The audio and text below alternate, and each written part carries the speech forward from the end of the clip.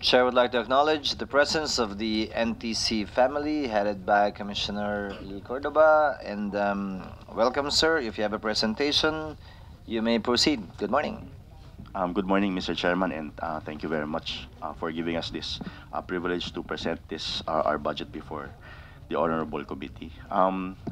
First of all, Mr. Chair, we would like to present the mandate of the National Telecommunications Commission,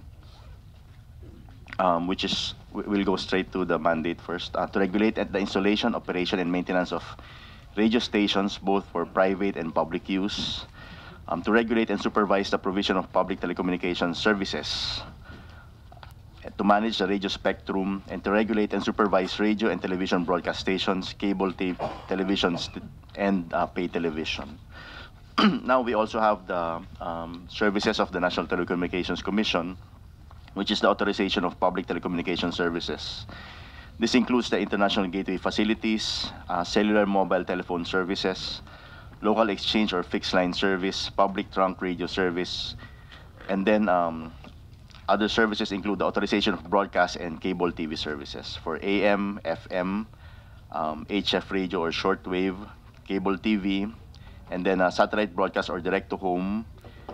And then the other services that we provide are management, monitoring, assignment of radio frequencies, registration of value-added service providers, registration of voice over internet providers and resellers, registration of public calling stations or offices, telecenters, and then the licensing of radio stations for all telecommunication services. And then issuance of permits to purchase, possess, and construct for all these radio stations. We also help in the for the seafarers and pilots for the conduct of radio operators examination, certification of radio operators, accreditation of radio training schools, type acceptance of equipment, and permit to import of equipment. Going now to our budget, Honorable Chairman.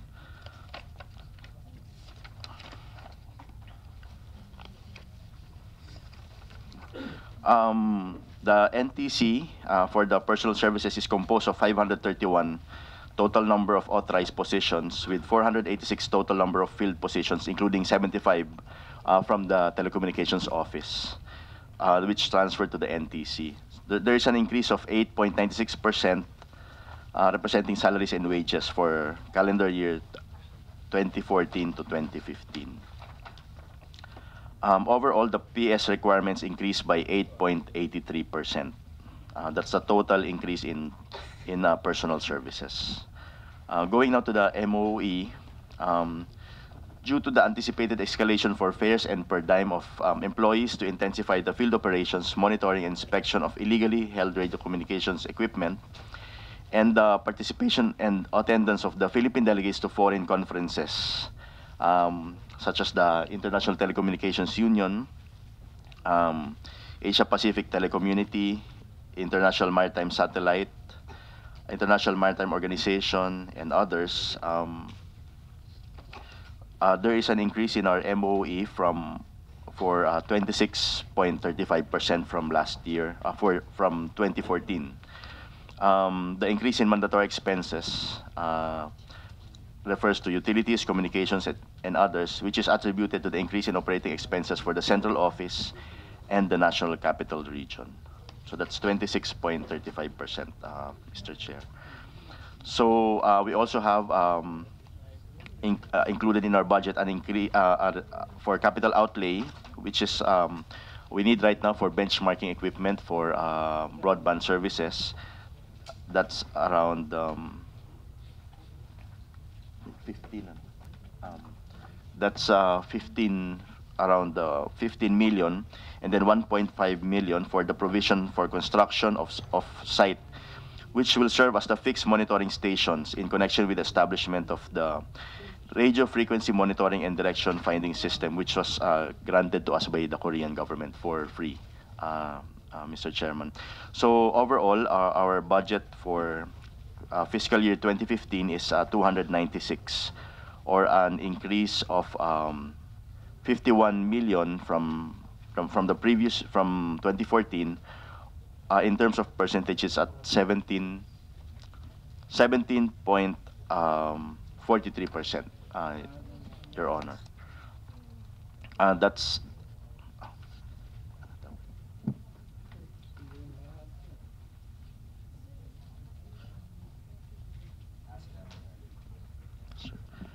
so the total po is for 296,572,000, which is an increase of 17.43%. Your Honor. Net of RLIP, it's 279,747. Yes.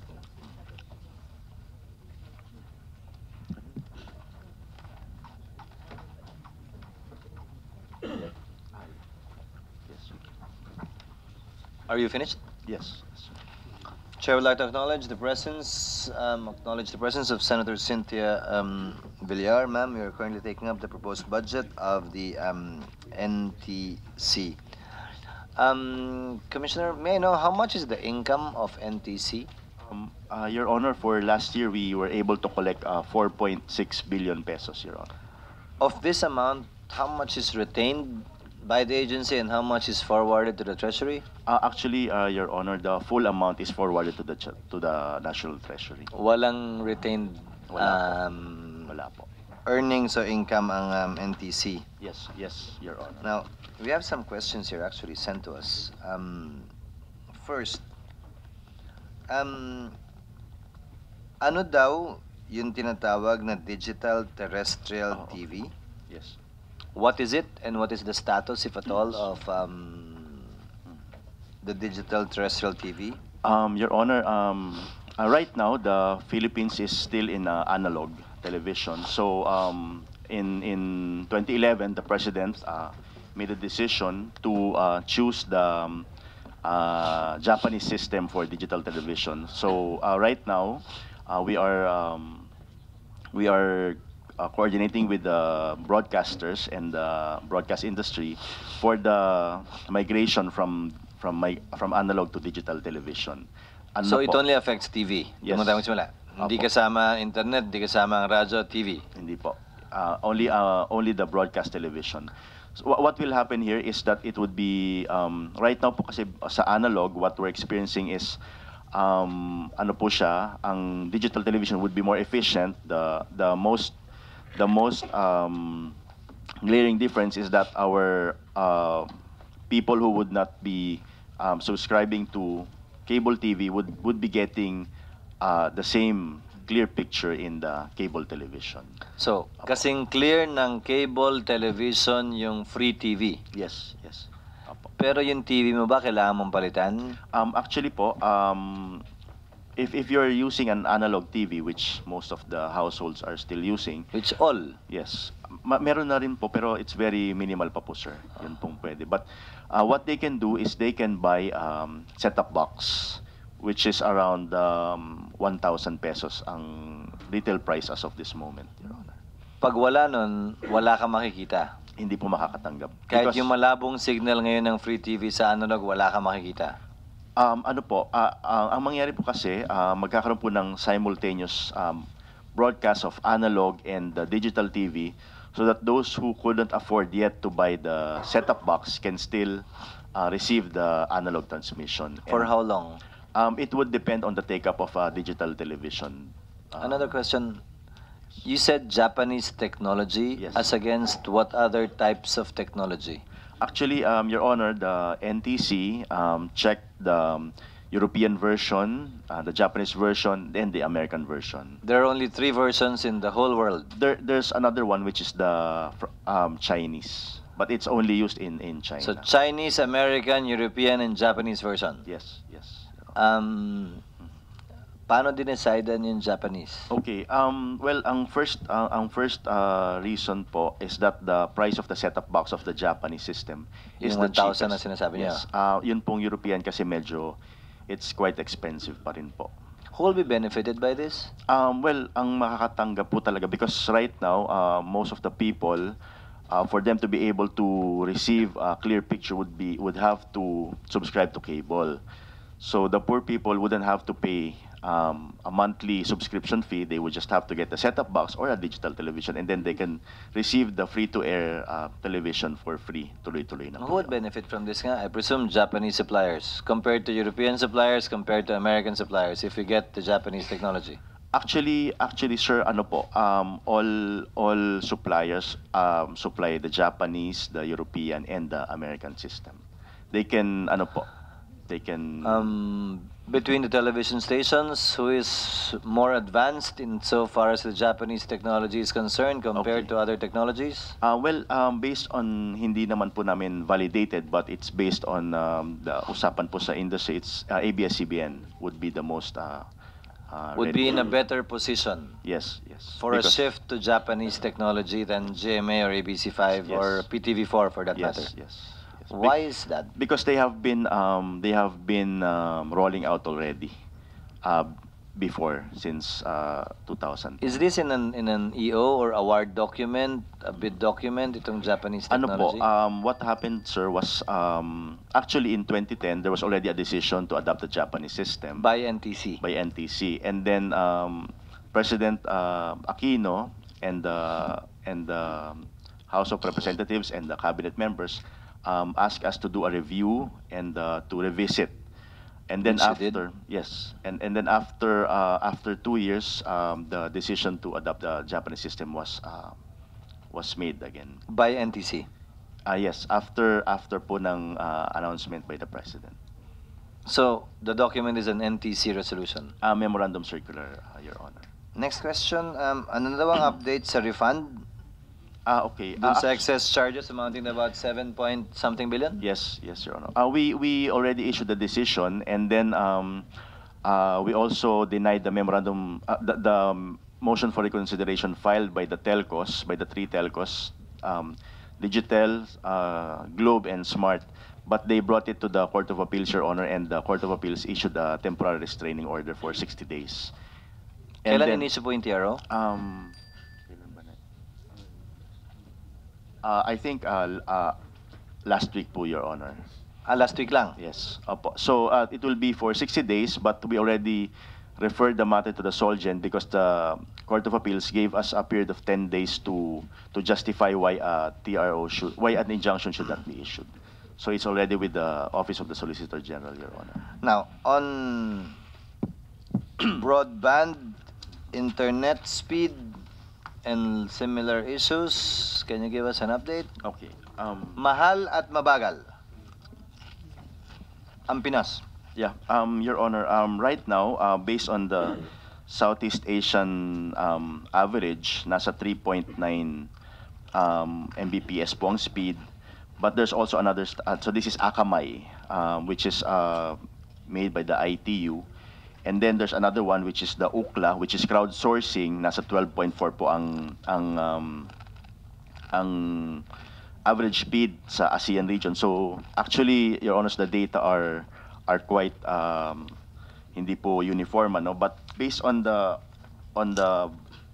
studies that we made, this was not made by the NTC, but we commissioned a third party, which is the ito pong Anite of Finland. Measurements were done by a group of Anite of Finland and was commissioned by the NTC. It was done in the following locations because of what happened po kasi. So nung huli pong hearing so we concentrated in areas where students converge. So that would be Robinsons Manila, Walter Mart Muñoz, Fairview Terraces, Robinsons Galleria, FEU, San Beda College, UE, Katipunan area where Ateneo and UP and Miriam are situated. So based on this po, the average measured speed for 3G is 5 Mbps, and for 4G, it's or LTE, it's 15 Mbps. This is made po by a multinational company, yung Anite po. But right now, the average speed of the Philippines is increasing because ang PLDT po has been laying out fiber optic cables.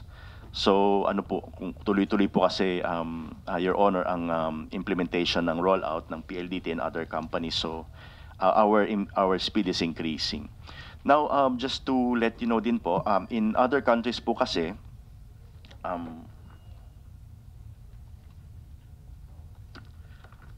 some items that have to be considered is that the Philippines is an archipelago, so it's harder to roll out for the private sector.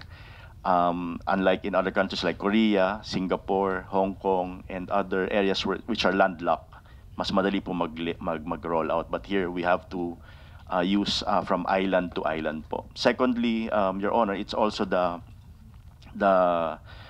yung pong if you'd look at in other countries, ano po siya, almost all residences are in buildings already. But here it's relatively flat, so it's house to house po ang paglatag ng cable. And then another thing is that in other countries, Your Honor, ang government po is the one paying for the infrastructure, and the private sector is just using it or leasing it from the government. For example, Your Honor, in Korea, the Korean government for this year funded 24 billion for public internet backbone. And then ano po? US dollars, 24 billion. In Singapore, it's 750 billion Singapore dollars. In the US, it's 7.2 billion US dollars. Germany, 36 billion euro. And marami pa pong countries. So ang isa nga po naming proposal is if we are collecting 4.6 to 5 billion a year and we only spend 200 to 300 million per year for our operating expense and for our personal services, if the excess can be used for telco infra, we can give it to the DPWH or the DOST for implementation. Yun pong actually po ang naisip po namin is iuna po muna yung NCR, yun po mga villages or areas which are not so To do what po? to lay down fiber optic, Your Honor. So that what will happen is that in residences, the houses will be using fiber optic instead of using frequencies. Para po ma-free up yung frequency dun sa mga informal settlers, because the informal settlers wouldn't have yun pong hindi po sila malalatagan ng fiber optic kunwari po sa informal settlers. So what they can use is the frequency para Will po government yung earn from the lease of these fiber optic lines? Yes, yes, Your Honor. In other countries, that's what they do. How much, gaano kadami at gaano kahabang fiber optic ang mabibili ng 4 billion? And how much do we stand to earn from it? Do you have numbers? Pwede mong Director Cabarrios? Thank you very much, Your Honor. The prices of fiber optic has gone down over the years. It's now around 15,000 pesos per kilometer. So, medyo mura na ho siya to lay down the cable. 4 billion divided by 15,000. That's only the cost of the fiber. So, civil works is siguro in the 50% of the cost is civil works. So 4 billion divided by 15,000 divided by 2. Ganun kahaba? Yes, Your Honor. That's 133,000 kilometers. Kilometers of fiber optic. And then from the NCR, we would radiate outwards to other areas. How many kilometers do we need for NCR? We have not calculated the exact length of cable that will be needed because there are areas with fiber optic na. So only in those areas without the fiber optic cable where we. Do you know where those areas are?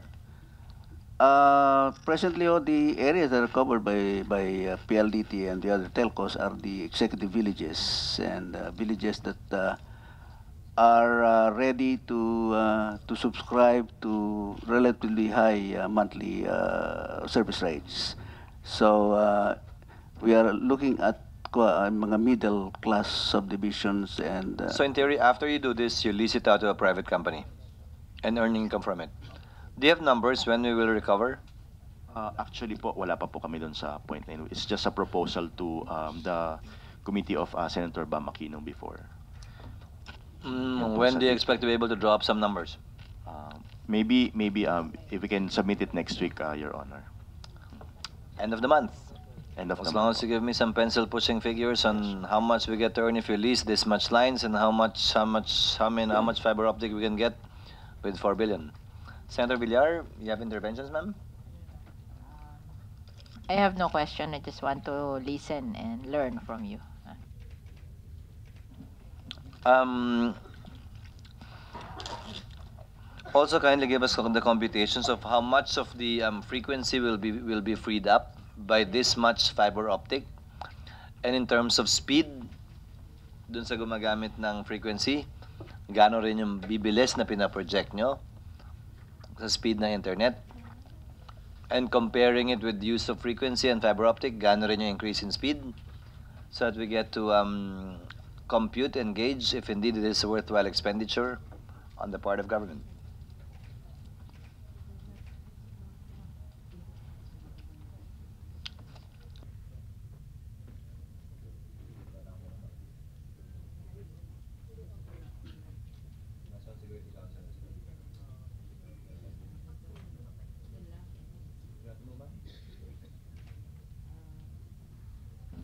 I move for the approval of the budget of the National Telecommunication Commission. So moved. There being no objections, the proposed budget of the NTC for 2015, subject to the submission of the documents requested by the chair, is hereby submitted and approved for plenary debate and final approval. So ordered. Thank you. And Thank you very thank you for much. coming. And congratulations. Good morning. Salamat.